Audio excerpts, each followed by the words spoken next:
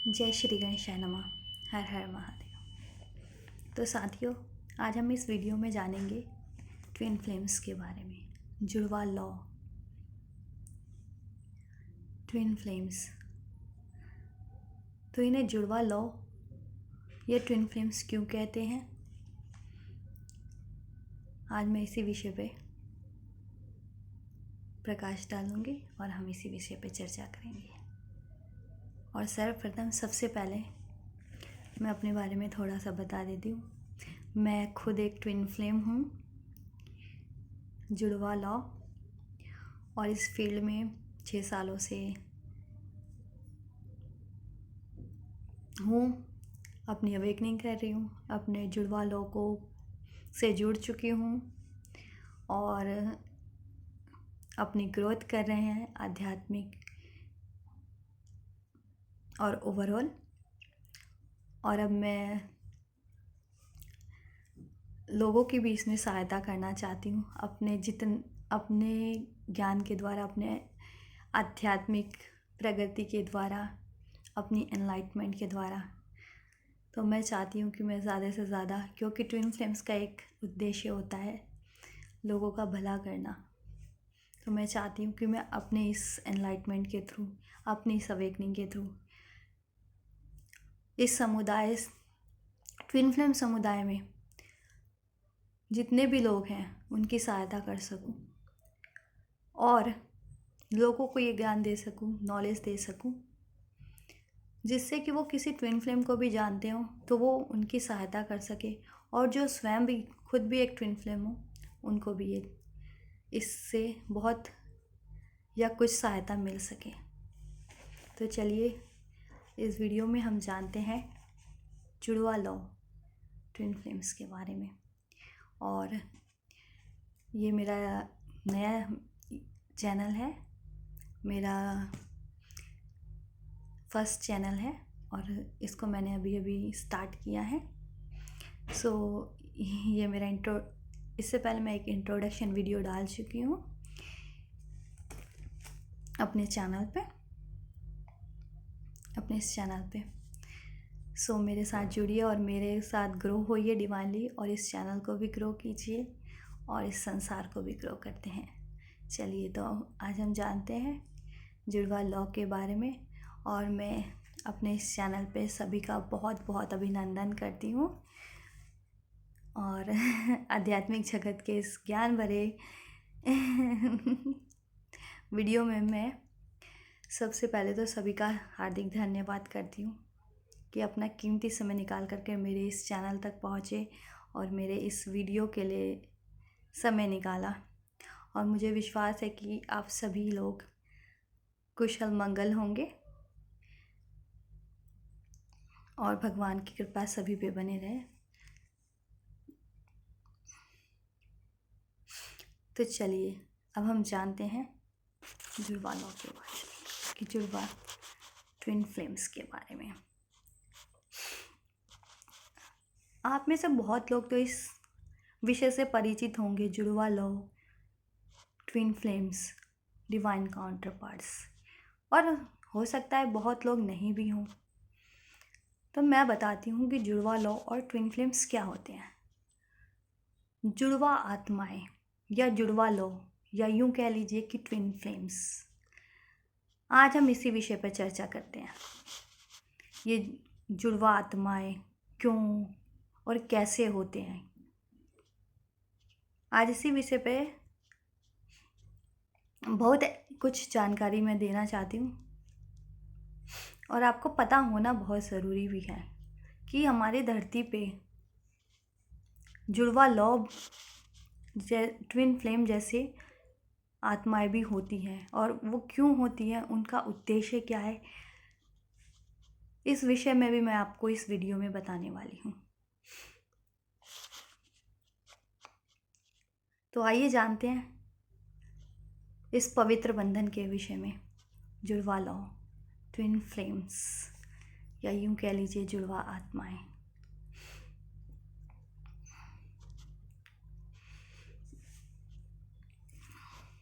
हमने सुना तो होगा जुड़वा बच्चे जो एक ही माँ की कोख से जन्म लेते हैं, किंतु वो जुड़वा बच्चे जुड़वा आत्माएं नहीं होती। वो दो जुड़वा शरीर हैं, जुड़वा शक्ल के हैं। भौतिक उनका शरीर एक जैसा हो सकता है, एक शक्ल के हो सकते हैं, मगर वह जुड़वा आत्माएं नहीं होती। उनकी कुछ आदतें एक दूसरे से मिल सकती हैं, जैसे शक्लें मिल सकती हैं, शारीरिक रूपरेखा, रंग ढंग मिल सकता है, हाव भाव मिल सकते हैं, लेकिन वो जुड़वा आत्माएं नहीं होती। मगर ये जुड़वा आत्मा से अलग होती है। और उसी तरह आज हम बात करेंगे जुड़वा आत्माओं पे। जिस प्रकार एक जुड़वा बच्चे होते हैं तो उनमें काफ़ी कुछ सिमिलैरिटीज़ होती हैं, फेस की, शारीरिक रूप रंग की, उसी प्रकार, लेकिन वो जुड़वा आत्माएं नहीं होती। उसी प्रकार होती हैं जुड़वा आत्माएं, लेकिन जुड़वा आत्माएं जुड़वा बच्चों से बहुत भिन्न होती हैं। आत्मा जो एक जीवन का आधार है, बिना आत्मा के ये शरीर नहीं हो सकता। जुड़वा आत्माएं एक ही आत्मा होती है। जुड़वा आत्मा एक ही आत्मा के दो हिस्से होते हैं, दो भाग होते हैं, मतलब आधे आधे हिस्सों में बांटी जाती है। इसके विषय में मैं एक गाने से बताना चाहूँगी। एक गाना भी है ऐसे, जब मुझे याद आ रहा है, इसको थोड़ा सा इस पे प्रकाश डालने के लिए, इसकी जानकारी के लिए, कि एक जैसा गाना बना हुआ है, अजनबी तू भी कभी आवाज़ दे कहीं से, है अजनबी तू भी कभी आवाज़ दे कहीं से, मैं यहाँ टुकड़ों में जी रहा हूँ, तू कहीं टुकड़ों में जी रही है। तो जो जुड़वा आत्मा होती है वो एक ही आत्मा के दो हिस्से, दो टुकड़े होते हैं, दो भाग होते हैं।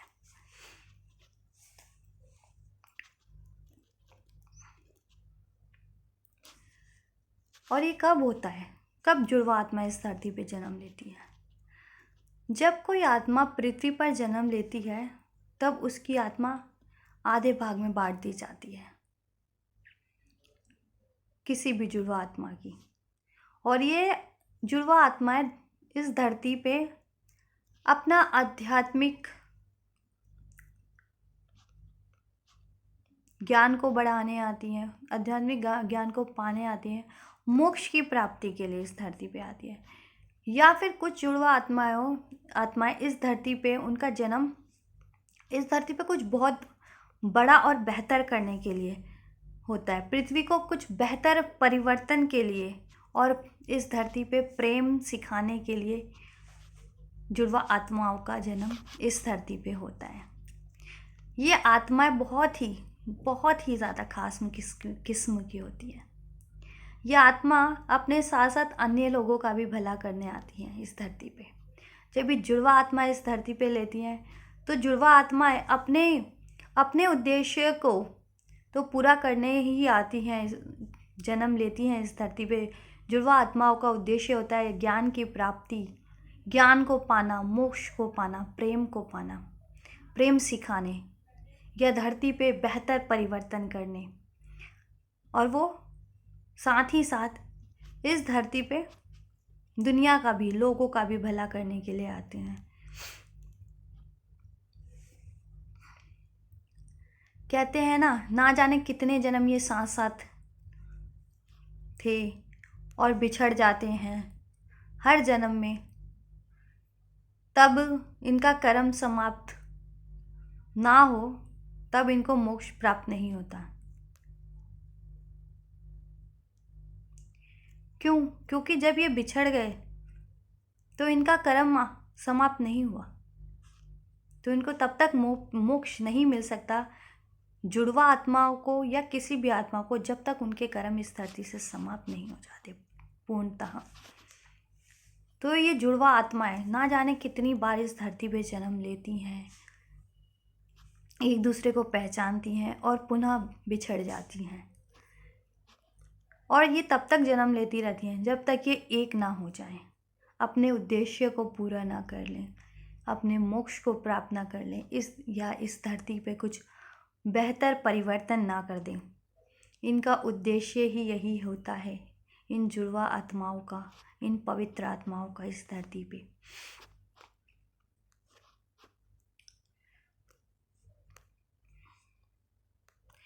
और जुड़वा आत्माओं की मोक्ष प्राप्ति के लिए ही इनकी जुड़वा आत्मा इस धरती पे जन्म लेती है। इनको शिव शक्ति का प्रतीक भी कहते हैं। कहा गया है ना, जैसे शिव के बिना शक्ति नहीं और शक्ति के बिना शिव नहीं।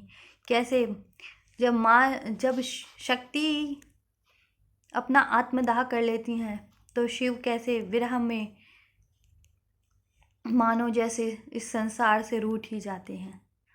और उधर माँ शक्ति को भी कहाँ चैन आता है। माँ शक्ति जब तक पार्वती के रूप में अपना पुनः जीवन जन्म नहीं ले लेती तब तक शिव और शक्ति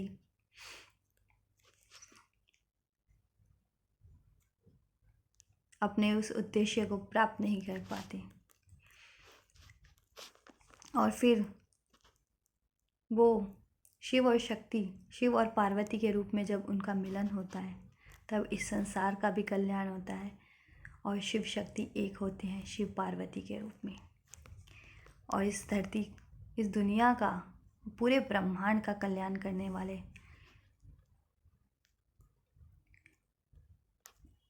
महादेव और माँ शक्ति, तब जगत कल्याण होते हैं।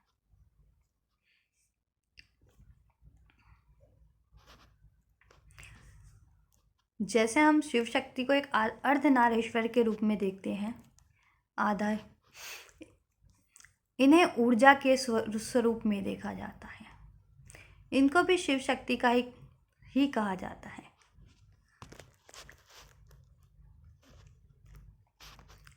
जुड़वा आत्मा भी शिव शक्ति का ही स्वरूप है और इन्हें ऊर्जाओं के रूप में माना जाता है। शिव की ऊर्जा और शक्ति की ऊर्जा, दो जुड़वा आत्माओं मिलके बनते हैं अर्धनारीश्वर, शिव शक्ति का एक पूर्ण स्वरूप, जिन्हें हम कहते हैं जुड़वा आत्माएं, दो जिस्म एक प्राण। जैसे कि हमारे शरीर का बायां भाग शक्ति यानी स्त्री का होता है और दायां भाग पुरुष का, शिव का। इन्हीं को हम ऊर्जा के रूप में जानते हैं और इसी ऊर्जा की मैं बात कर रही हूँ, क्योंकि इनके अंदर जो ऊर्जा स्थिर नहीं रहती, फिर भी या उनमें जो कमियां होती है या उनकी कोई इच्छाएं अधूरी रहती हैं, वे उन्हें पूरा करने के लिए ही इस धरती पे जन्म लेती हैं। मतलब ये एक दूसरे को जागरूक करने के लिए ही, एक दूसरे को उनकी शक्तियों का आभास, उनकी ऊर्जाओं का आभास कराने के लिए ही इस धरती पे जन्म लेते हैं दो जुड़वा आत्माएं। उनका मकसद, सर्वप्रथम जुड़वा आत्माओं का मकसद अपनी ही आत्मा के दूसरे हिस्से को यह याद दिलाना है, उनकी शक्तियों से उनको जागृत करवाना है, उनके मकसद को याद दिलाना है। और उनका मकसद होता है इस धरती पे ज्ञान की प्राप्ति, मोक्ष की प्राप्ति, प्रेम की प्राप्ति, या इस संसार को बहुत ही कुछ बेहतर परिवर्तन दे करके इस संसार से विदाई। जैसे कि शिव और शक्ति ने पुनः जन्म लेकर के पार्वती ने के रूप में, शक्ति ने शिव से अपना यूनियन किया, विवाह किया। उन्होंने अपनी प्रेम की प्राप्ति भी की, अपने अधूरे प्रेम की प्राप्ति भी की। और शिव और शक्ति के विवाह के स्वरूप पश्चात ही इस संसार में जगत कल्याण होने शुरू हो गए। शिव और पार्वती के पुत्र कार्तिकेय से तब कहा जाता है कि शिव और पार्वती का जब विवाह होना था तो एक राक्षस ने एक बहुत हाहाकार मचा रखा था और उससे पूरा ब्रह्मांड त्रस्त था। तब ये देवताओं की योजना थी कि शिव और शक्ति से जो पुत्र प्राप्त होगा, शिव पार्वती से जो पुत्र प्राप्त होगा कार्तिकेय, वो उस राक्षस का वध करेगा, वो उस दानव का वध करेगा और इस संसार को उस दानव के हाहाकार से मुक्त कराएगा। तो इस प्रकार शिव और पार्वती ने अपने अधूरे प्रेम को, जो शिव शक्ति के रूप में अधूरा रह गया था, उसे शिव पार्वती के रूप में तो पूर्ण किया ही किया, उसे पाया और इस संसार का भी कल्याण किया। उसी प्रकार ट्विन फ्लेम भी इस धरती पे अपना यही मकसद पूरा करने के लिए आते हैं। कहा जाता है कि हर मनुष्य में स्त्री और पुरुष की ऊर्जाओं का अनुपात होता है। हर स्त्री और हर पुरुष इन दो ऊर्जाओं से मिलके बना है, स्त्री की ऊर्जा और पुरुष की ऊर्जा। और अगर किसी पुरुष के अंदर स्त्री की ऊर्जा का अधिक होती है तो वो श्रवण के लक्षण, यानी उसमें क्रिएटिविटी, सृजनात्मकता उस पुरुष में बहुत देखी जाएगी। क्योंकि जो शिव शक्ति की ऊर्जा है वो सृजन करना, सृजनात्मक, क्रिएटिविटी, और जो शिव की है ऊर्जा वो है कर्म को पूरा करना। शिव को शिव को विनाशी भी कहते हैं, डिस्ट्रॉयर भी कहते हैं। शिव ही आदि है और शिव ही अनंत है और शिव ही अंत है। तो इसलिए अगर शिव ही विध्वंस करते हैं, शिव ही निर्माण करते हैं। क्यों? क्योंकि शिव के अंदर शक्ति है और शक्ति के अंदर शिव है। तो शिव के अंदर निर्माण, सृजन करने की शक्ति शक्ति की ऊर्जा से मिलती है, पार्वती की ऊर्जा से मिलती है। और शिव की ऊर्जा डिस्ट्रॉयर की ऊर्जा है, अंत की ऊर्जा है, विध्वंसकारी है। तो वो विध्वंस भी करते हैं, वो निर्माण भी करते हैं, क्योंकि शिव और शक्ति, शिव पार्वती की ऊर्जा संतुलित होती हैं। इसीलिए ये ट्विन फ्लेम्स, जुड़वा लोग, उनके अंदर भी, सभी मनुष्यों के अंदर शिव और शक्ति की ऊर्जा, स्त्री और पुरुष की ऊर्जा होती है, जुड़वा आत्माओं के अंदर। और अगर किसी पुरुष के अंदर स्त्री वाली ऊर्जा अधिक है तो उसमें सृजन करने की क्षमता बहुत होगी, ममत्व बहुत होगा। उसी प्रकार अगर किसी स्त्री में पुरुष की ऊर्जा अधिक है तो उसमें लीडरशिप, विध्वंस करने की, विद्रोह करने की शक्ति बहुत होगी इस समाज के लिए। कहते हैं ना वुमेन्स एम्पावरमेंट। तो उनके अंदर जो ये करते हैं, उनके अंदर ये शक्ति, शिव की शक्ति उन स्त्रियों में होती है अधिक।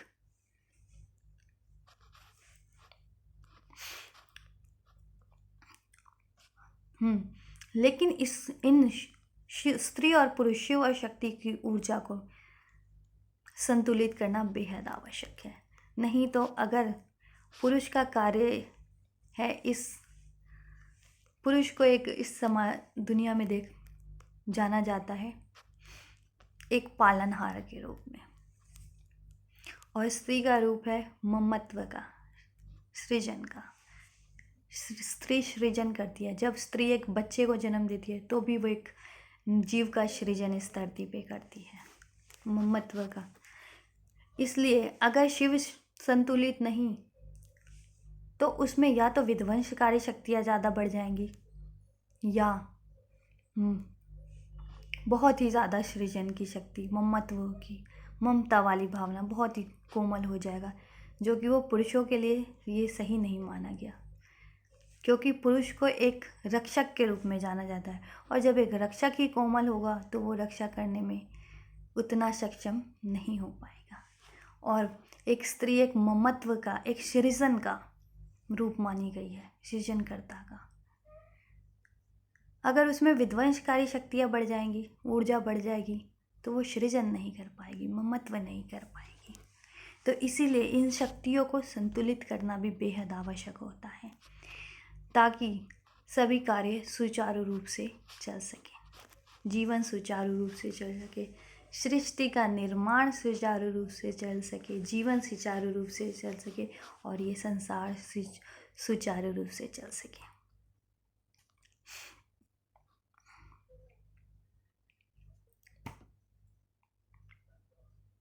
और जब वो शिव और शक्ति की संतुलित ऊर्जा को प्राप्त कर लेते हैं, ट्विन फ्लेम्स जुड़वा लोग, तो वो परमात्मा को उपलब्ध हो जाते हैं, वो परमात्मा से जुड़ जाते हैं, वो परमात्मा ही बन जाते हैं। वो अर्धनारेश्वर का रूप ले लेते हैं, शिव शक्ति अर्धनारेश्वर, कामेश्वर।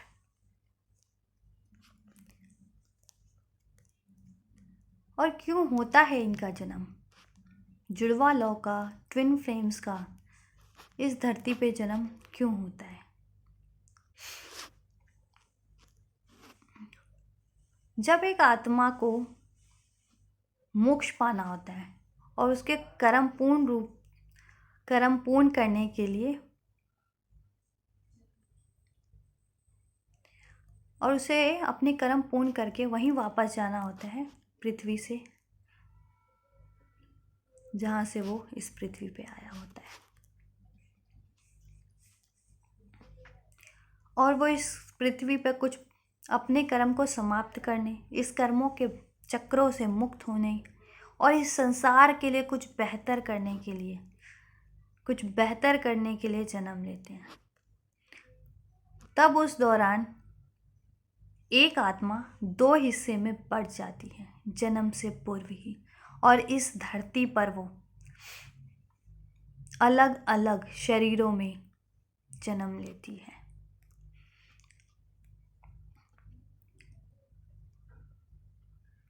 ये आत्माएं या तो एक साथ भी जन्म ले सकती हैं, मगर इनका घर अलग होगा। इन दोनों जुड़वा आत्माओं का ये दो अलग शरीर में होंगे, इनके घर अलग होंगे, इनके शहर अलग हो सकते हैं, इनकी जाति और इनके देश भी अलग हो सकते हैं, या फिर ये आगे पीछे जन्म ले सकते हैं। जैसे एक जुड़वा आत्मा ने 4 साल पहले जन्म लिया, तो दूसरी जुड़वा आत्मा का जन्म 4 साल बाद भी हो सकता है। नहीं तो कभी कभी ऐसा भी होता है कि दोनों ही जुड़वा आत्मा एक ही समय पर धरती पे इनकारनेट की जाए, धरती पे जन्म ले। और कभी कभी ऐसा भी होता है कि कोई एक जन्म में एक ही जुड़वा आत्मा जन्म ले पाती है और दूसरी जन्म लेती ही नहीं। तब उस परिस्थिति में भी उस जुड़वा आत्मा को इस धरती पे बहुत ही संघर्ष करना पड़ता है, क्योंकि उसकी अवेकनिंग, उसकी जागरूकता, उसको उसका मकसद याद दिलाने वाला उसकी जुड़वा आत्मा इस धरती पे उस समय उपलब्ध नहीं है, जन्म नहीं ले पाई। तो उसका ये पूरा जीवन संघर्षों में ही कटता है।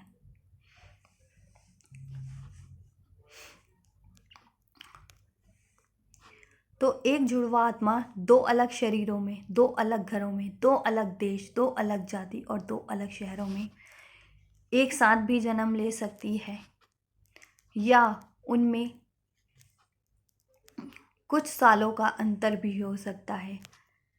कि एक जुड़वा आत्मा ने तो मान लीजिए 8 साल पहले जन्म ले लिया और दूसरी जुड़वा आत्मा ने 8 साल बाद जन्म लिया। इनमें अंतर कितना भी हो सकता है, 4 साल, 2 साल, या कुछ अंतर ना हो। दोनों जुड़वा आत्माएं एक ही समय पर, एक ही साल में इस धरती पे अलग अलग देश, अलग अलग जाति, अलग अलग घरों में, अलग अलग शरीर में जन्म ले लेती हैं।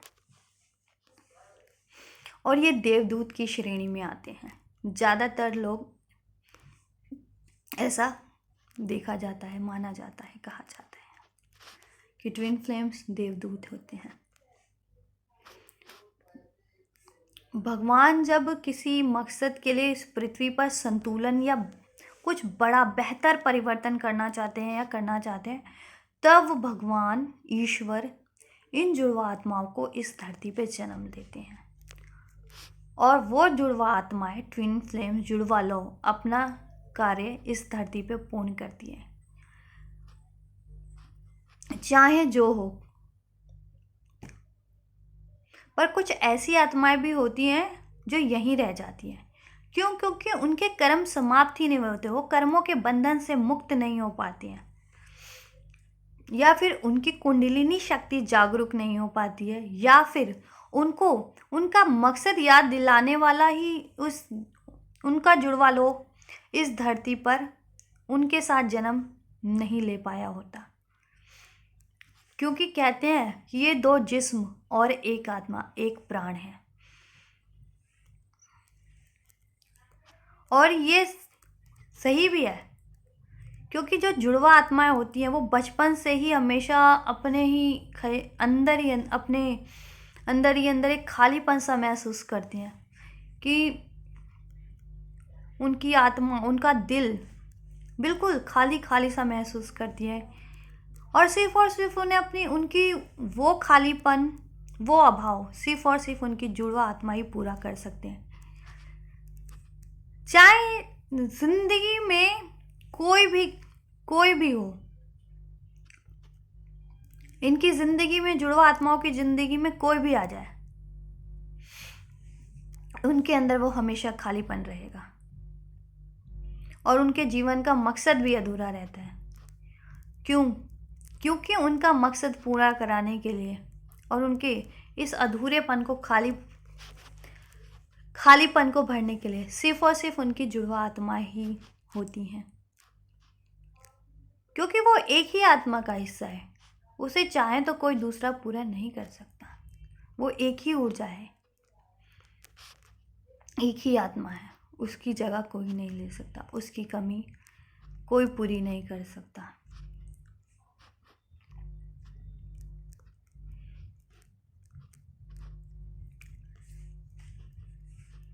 क्योंकि मान लीजिए अगर ये मेरा राइट हैंड है और ये मेरा लेफ्ट हैंड है, तो ये मेरे एक ही शरीर के भाग हैं, दो भाग हैं, एक ही जैसे हैं। इनका डीएनए एक जैसा होगा, इनमें ब्लड ग्रुप एक होगा, इनकी कोशिकाएं सेम होंगी, एक जैसी होंगी। क्या मेरा अगर एक हाथ ना रहे तो क्या इस हाथ की कमी कोई पूरी कर सकता है? बिल्कुल ऐसी ही, वही डीएनए, वही कोशिकाएं, नहीं, कोई नहीं। उसी तरह वो अभाव तुम हमेशा रहेगा। उसी तरह जुड़वा आत्माओं को भी सिर्फ और सिर्फ पूर्ति अपनी जुड़वा आत्मा के द्वारा ही हो सकती है, क्योंकि वो एक ही हैं, एक ही डीएनए, एक ही कोशिकाएं, एक ही डीएनए से बनी हुई। कोशिकाएं तो नहीं कहूँगी, क्योंकि कोशिकाएं जो होती हैं वो इस फिजिकल बॉडी में होती है, और ये फिजिकल बॉडी जो है 5 तत्वों से मिलकर बनी होती है, पृथ्वी, अग्नि, जल, आकाश, वायु, जिनसे मिलकर के बना है हमारा ब्रह्मांड भी। और जो ब्रह्मांड में ऊर्जाएं हैं, ब्रह्मांड में तरंगे हैं, वही हमारे शरीर में भी, हमारी ऊर्जाओं में भी तरंगे होती हैं। इसलिए जो अपनी ऊर्जा को जागृत कर लेते हैं वो ईश्वर को, वो ब्रह्मांड को जागृत कर लेते हैं, वो ब्रह्मांड को प्राप्त कर लेते हैं, वो ब्रह्मांड से मिल जाते हैं, वो ब्रह्मांड से जुड़ जाते हैं, वो ईश्वर से जुड़ जाते हैं, वो ईश्वर का स्वरूप बन जाते हैं।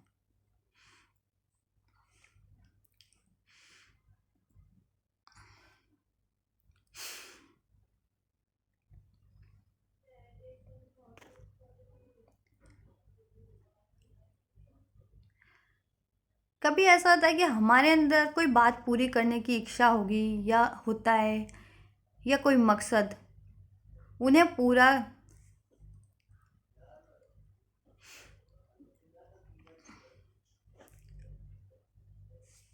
कहते हैं ना कि हमारे कोई आत्मा की इच्छा, हमारे दिल की इच्छा कोई, हमें ये पूरा करना है। वैसे ही ट्विन फ्लेम्स जो होते हैं उनका कोई मकसद होता है या फिर उनकी किसी जन्म की कोई इच्छा अधूरी होती है जिसे वो पूरा करने इस धरती पर जन्म लेते हैं जुड़वा आत्माओं के रूप में।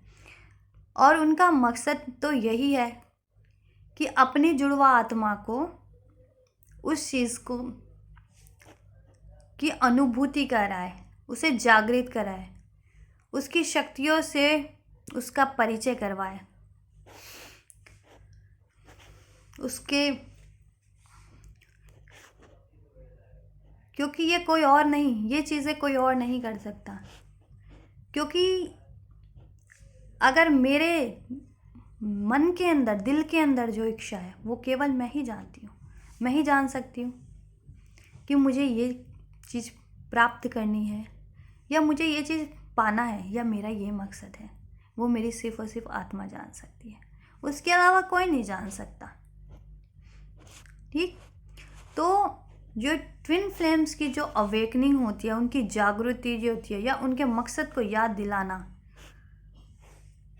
या उनको मोक्ष प्राप्त कराना, वो उनकी जुड़वा आत्मा ही कर सकती है, उसके अलावा कोई नहीं। क्योंकि वो एक ही आत्मा है, उन दोनों को आभास है कि इस धरती पे उनको क्यों जन्म दिया गया है, उनका मकसद क्या है, उनके अंदर शक्तियाँ कितनी हैं, उन्हें क्या करना है इस धरती पे, वो क्यों इस धरती पे ईश्वर के द्वारा इन भेजे गए हैं, इनकार्निएट किए गए हैं, जन्म दिया गया है इस धरती पे।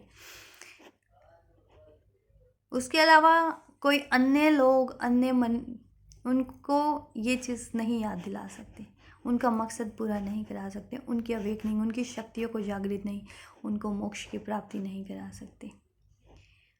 क्योंकि ये कार्य केवल आत्मा का कार्य है, किसी जीव का कार्य नहीं। इसलिए सिर्फ और सिर्फ ये कार्य एक जुड़वा लौ ही कर सकते हैं एक दूसरे के लिए, उसके अन्य कोई भी नहीं।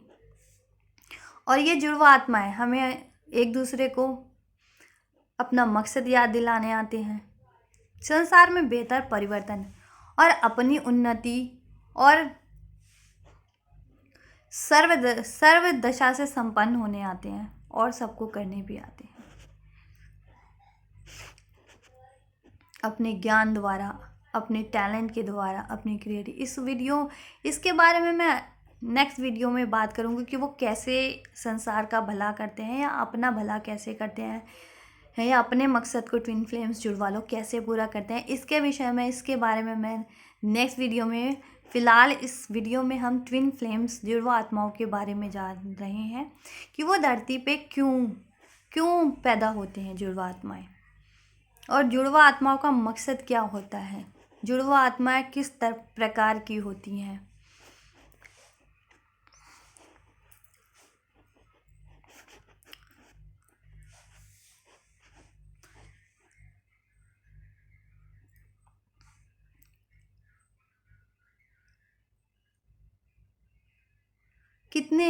तो अब बात आती है कितने प्रकार की जुड़वा आत्माएं हैं, इस कितने प्रकार के रिश्ते होते हैं जुड़वा आत्माओं के।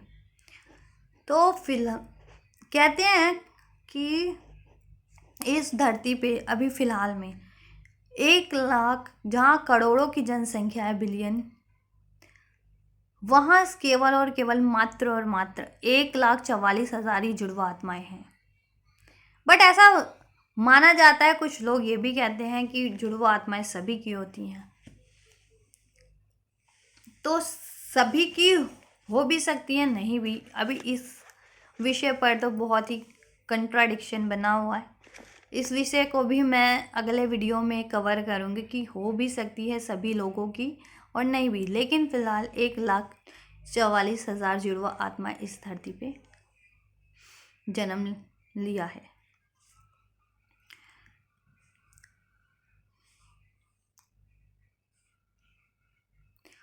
और एक जुड़वा आत्मा को अपनी दूसरी इस धरती पे अपनी दूसरी जुड़वा आत्मा को पहचानना होता है, उससे जुड़ना होता है।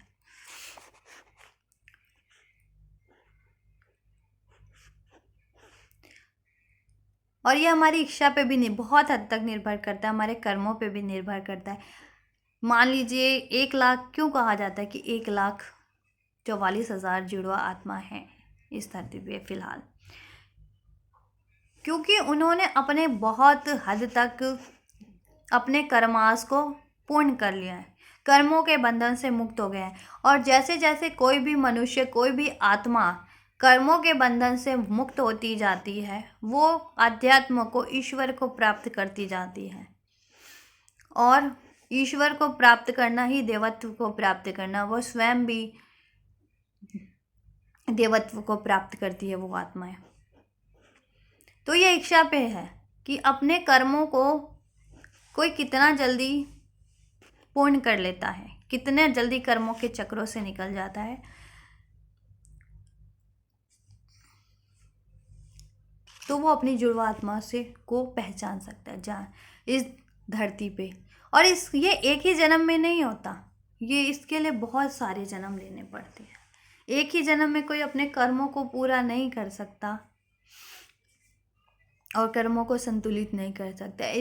इसके लिए बहुत सारे जन्म लेने पड़ते हैं। और जो ट्विन फ्लेम्स होते हैं, जुड़वा आत्मा, वो बहुत सारे जन्म ले चुके होते हैं इस धरती पे और अपने बहुत कर्मों को पूरा कर चुके होते हैं और वो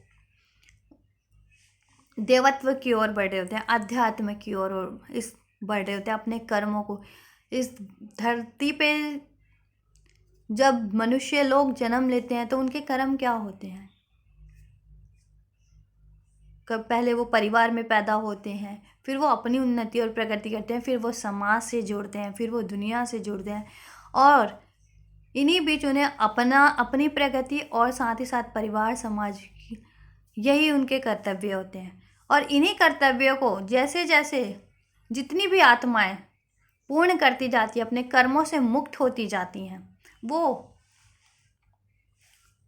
अध्यात्म की तरफ बढ़ती जाती है, देवत्व की तरफ बढ़ती जाती है।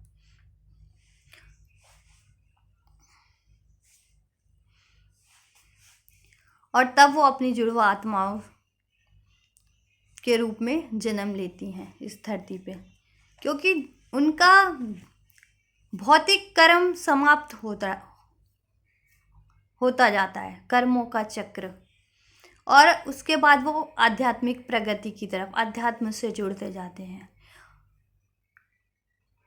जुड़वा लोग, क्योंकि अपने आप में ही जुड़वा आत्मा एक चमत्कारी है, आध्यात्मिक शब्द है, तो जुड़वा लौ बनने के लिए भी अध्यात्म से जुड़ना पड़ता है। और अध्यात्म से कैसे जुड़ते हैं? जब इस सांसारिक जन्मों के कर्मों से मुक्त हो जाएं, तब हम अध्यात्म से जुड़ सकते हैं, पूर्णतः जुड़ सकते हैं।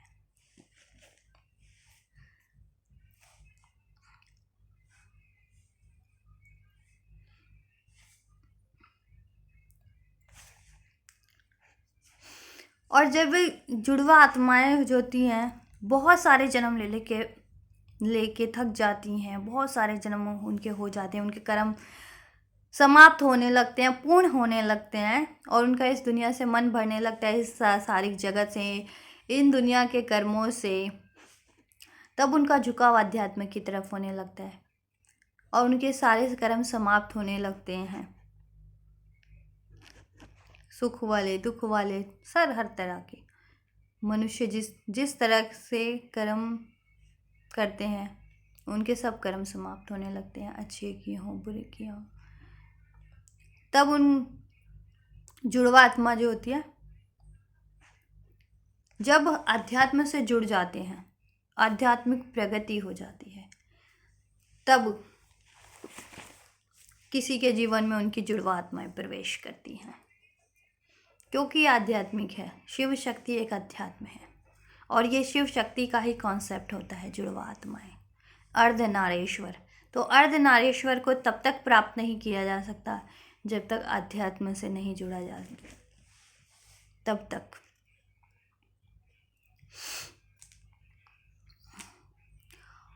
और जब ये जुड़वा आत्माएं एक दूसरे को से जुड़ती हैं तो ये स्वयं अब एक दूसरे को पहचान लेती हैं। क्यों? क्योंकि वे एक ही होती हैं, एक ही आत्मा के दो हिस्से हैं, दोनों में एक ही डीएनए है, एक ही ऊर्जा है, एक ही ऊर्जा है, एक ही आत्मा है।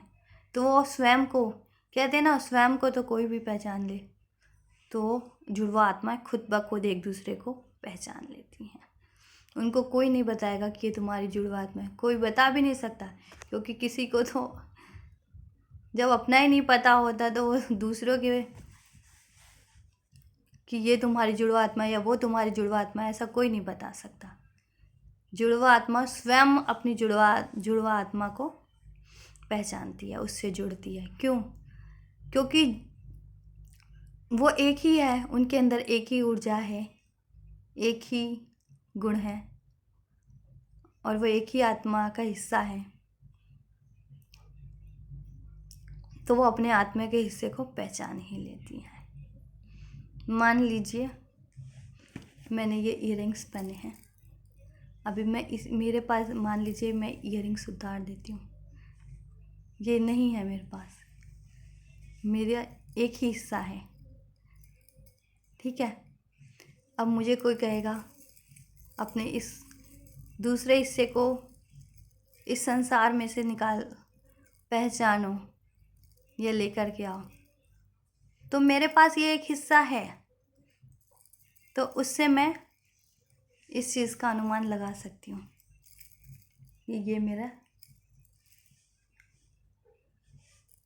दूसरा हिस्सा है। क्यों? क्योंकि मेरे पास ये चीज़ है, मुझे पहचान है इसकी रंग रेखा की, रूप की, इसके गुणों की। उसी प्रकार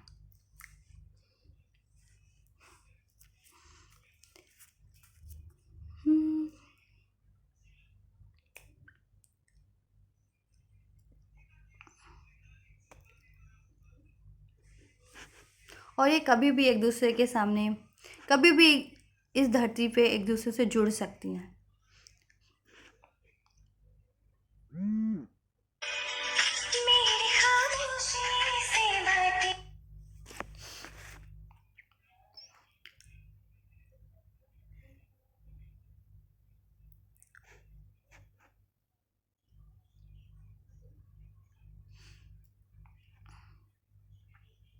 कभी कभी तो ये जुड़वा आत्माएं, एक जुड़वा आत्मा एक स्त्री के रूप में और एक पुरुष के रूप में शरीर में जन्म लेती हैं। और कभी कभी, क्योंकि आत्माएं कोई लिंग नहीं है, आत्माओं को लिंग से नहीं परिभाषित किया जा सकता या पहचान नहीं की जा सकती। आत्माएं ऊर्जा होती हैं, और ऊर्जा किसी भी रूप में हो सकती है। तो कभी कभी ऐसा भी होता है कि ये जुड़वा आत्माएं जो होती हैं, ये जुड़वा आत्माएं स्त्री की ऊर्जा पुरुष में भी, स्त्री वाला भाग पुरुष के अंदर होता है और पुरुष वाला भाग स्त्री के अंदर होता है ऊर्जा का। तो ज़रूरत सिर्फ ये होती है कि उसको पहचानना होता है और उसको संतुलित करना होता है और अर्धनारीश्वर के रूप को प्राप्त करना होता है, क्योंकि स्त्री और पुरुष सभी के भीतर होते हैं, स्त्री और पुरुष की ऊर्जा सभी के भीतर होती है, बस ज़रूरत होती है तो उसको पहचानने की और उसको संतुलित करने की। और जुड़वा आत्मा तो स्वरूप ही अर्धनारीश्वर का माने जाते हैं। और कभी कभी ऐसा भी होता है कि जुड़वा आत्माएं एक ही लिंग में जन्म ले लेती हैं। अगर कोई स्त्री है तो दूसरा भी स्त्री हो सकता है, या कोई पुरुष है तो उसकी जुड़वा आत्मा भी पुरुष ही हो सकती है। तब उनकी ऐसी स्थिति में उनका मिलन मुश्किल होता है। मिलन इन प्रेम वाला मिलन, तब वो प्रेम वाला मिलन इस धरती पे स्वीकार्य नहीं होता। क्योंकि इस धरती पे जो मनुष्य हैं उनके हिसाब से उन्होंने अलग ही नीति नियम कायदे परंपरा भेदभाव बना रखे हैं, जिसके चलते ऐसी आत्माओं को ना जाने कितनी बार जन्म लेना पड़ता है मोक्ष के लिए। क्योंकि अगर किसी की मान ली लिंग ना भिन्न हो करके जाति भिन्न हुई, देश भिन्न हुए, स्वरूप भिन्न हुआ, तो भी ये समाज, ये दुनिया के बनाए कायदे कानून नियम उनके विरुद्ध होते हैं और उन्हें बहुत संघर्ष करना पड़ता है। लेकिन वो इस नियमों को तोड़ने के लिए ही बने होते हैं। इस जाति, देश, धर्म, लिंग के नियमों को ही तोड़ने के लिए और समाज में बेहतर परिवर्तन और समाज की भी जागृति करने के लिए और समाज दुनिया को भी इन भेदभावों के नियमों से, चक्रों से मुक्त कराने के लिए ट्विन फ्लेम्स का जन्म होता है। इसलिए कहते हैं कि कभी ट्विन फ्लेम में अगर मान लीजिए कभी ऐसा भी होता है कि एक ट्विन फ्लेम 10 साल पहले पैदा हो गई, दूसरा ट्विन फ्लेम 10 साल बाद हुआ या बाद पैदा हुई, तो उनमें उम्र का अंतर आ जाता है, जिसे भी इस धरती पे बनाए गए लोगों के नियम स्वीकार नहीं हो पाते, कभी कभी नहीं करते या उनको संघर्ष करना पड़ता है। कभी कभी जाति अलग हो जाती है और इस धरती पे मनुष्यों ने, लोगों ने, जीवों ने जाति, उम्र, लिंग, इन सब चीज़ों का भेदभाव कर रखा है। और ट्विन फ्लेम्स का एक मकसद भी यही होता है कि इस धरती से ऐसे विचारों को तोड़ सकें, ऐसे भेदभाव को तोड़ सकें। और प्रेम सब चीज़ से परे होता है, प्रेम शुद्ध है, पवित्र है और सभी बंधनों से मुक्त है, सभी विकारों से मुक्त होता है। जो विकारों में, जो बंधनों में बंधा, वो प्रेम नहीं। तो समाज को, दुनिया को इन भेदभाव से भी मुक्त कराने के लिए, एक समाज में बेहतर परिवर्तन के लिए भी इन ट्विन फ्लेम्स का जन्म होता है। और अपने कर्मों को पूरा करने, आध्यात्म से जुड़ने और मोक्ष की प्राप्ति करने के लिए तो ट्विन फ्लेम्स का, देवत्व को प्राप्त करने के लिए, अर्धनारीश्वर को प्राप्त कर लेने के लिए तो ट्विन फ्लेम्स का जन्म होता ही होता है। आत्मा जो है, आत्मा सिर्फ प्रेम, आनंद, सत्य, श्वेत, स्वतंत्रता, शांत, स्वच्छ और नियमयी, निरंकार होता है। उसे किसी बंधनों में, किसी विचारों में, किसी नहीं बांध सकते, भेदभाव नहीं कर सकते। और इस धरती पे ये नियम बने होते हैं इस दुनिया द्वारा, समाज द्वारा, लोगों द्वारा, जाति, देश, धर्म, लिंग,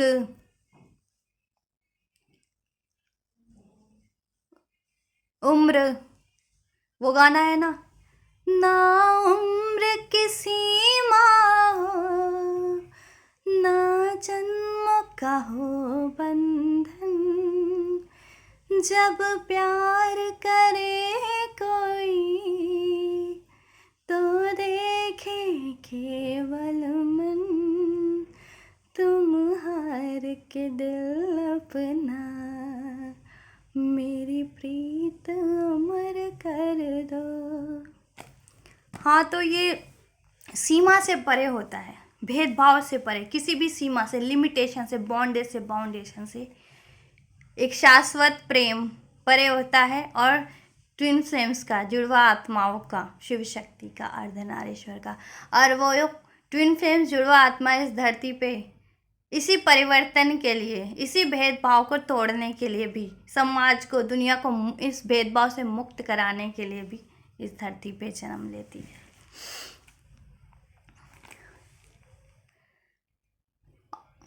और कभी कभी तो ऐसा होता है कि दो जुड़वा आत्माएं कभी ऐसे समय पे जन्म लेती हैं जब इनमें से एक जुड़वा आत्मा की शादी या बच्चे हो चुके होते हैं, उनमें उम्र का भी फासला होता है। जैसे कि अभी मैंने बताया कि उम्र, देश, जाति, धर्म, लिंग, किसी चीज़ का भी अंतर हो सकता है।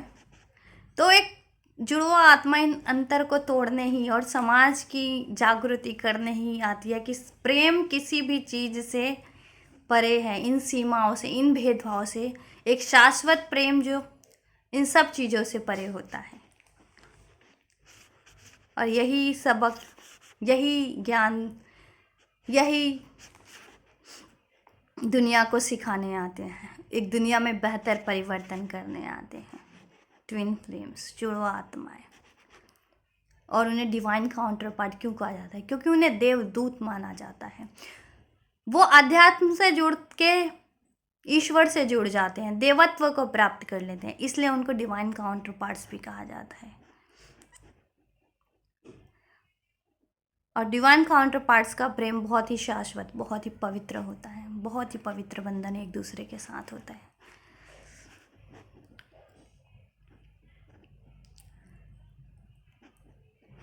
हाँ, तो अगर इनमें से कोई भी अंतर होता है, जाति का, देश का, धर्म का, लिंग का, तो ऐसे जुड़वा आत्माओं को या किसी को बहुत संघर्ष करना पड़ता है उनका।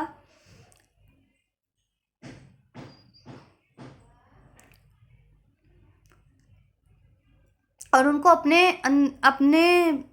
उनको हर परिस्थिति में तालमेल बनाए रखना, अपने अंदर और बाहर की परिस्थितियों में भी। अंदर, भीतर यानी हमारा मन, हमारा दिल, हमारी आत्मा, और बाहर ये दुनिया, बाहर पूरा संसार है, और भीतर सिर्फ और सिर्फ आत्मा है, मन है, दिल है। तो इन सब चीज़ों में अपने मन को, अपने दिल को संतुलन बना के रखना कि विद्रोह किए बिना समाज में एक परिवर्तन लेकर के इस भेदभाव को मिटाने तक का समय लगता है। उसमें एक ट्विन फ्लेम्स को कितना संतुलन बनाना पड़ता है, कितना संघर्ष, और इस तरह से वो अपना मकसद पूरा करते हैं, शाश्वत अपने प्रेम को प्राप्त करते हैं, और इस समाज के भेदभाव को और नियमों को भी तोड़ते हैं, और एक बेहतर परिवर्तन लेके आते हैं।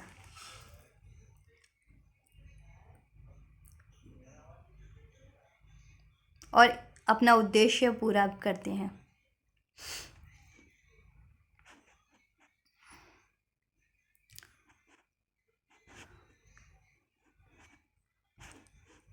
इसलिए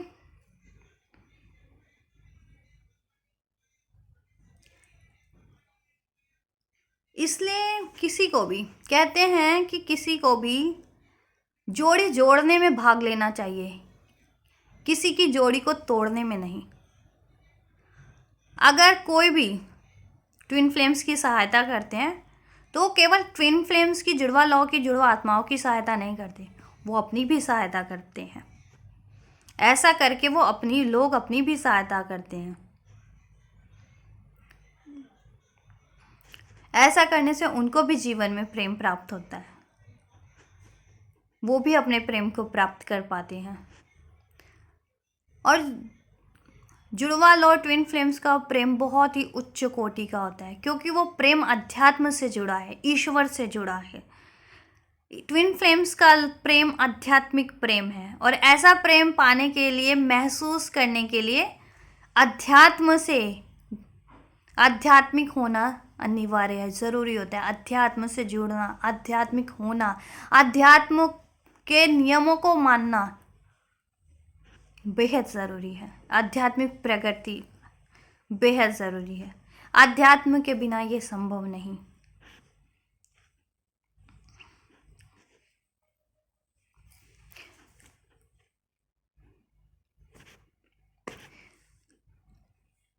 तो इस विषय पे मैं इतना ही कहना चाहूँगी। अगले विषय में, अगले वीडियो में हम जानेंगे कि जुड़वा आत्मा, कैसे जानें कि हम अपनी जुड़वा आत्मा को पहचान चुके हैं, उससे जुड़ चुके हैं या नहीं।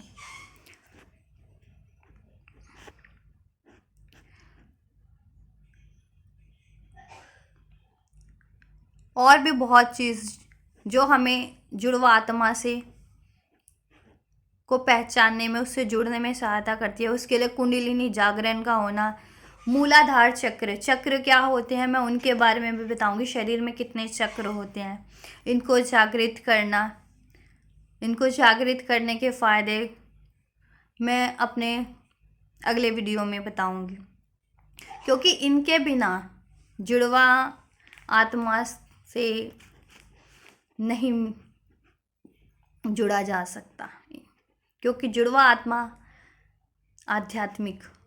आध्यात्म से जुड़ा है।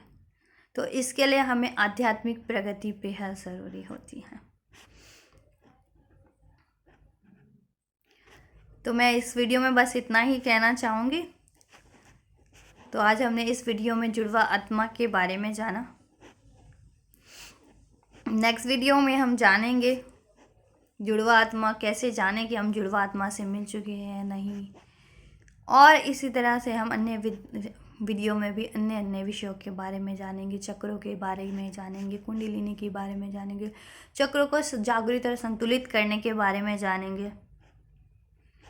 तब तक आप लोग सोचिए कि क्या आप लोग अपनी जुड़वा आत्मा से जुड़ चुके हैं, पहचान चुके हैं। और अगर कोई जुड़वा आत्मा आपके आसपास है, आप जानते हैं, तो उनकी सहायता कीजिए। So thank you so much, God bless you all, और सभी के घर में भगवान बरकत दें, सभी का जीवन आनंदमय रहे। इसी आशा के साथ इस वीडियो को मैं यहीं पे फ़िलहाल समाप्त करती हूँ। अगले वीडियो में हम अगली चर्चा करेंगे। धन्यवाद, थैंक यू सो मच।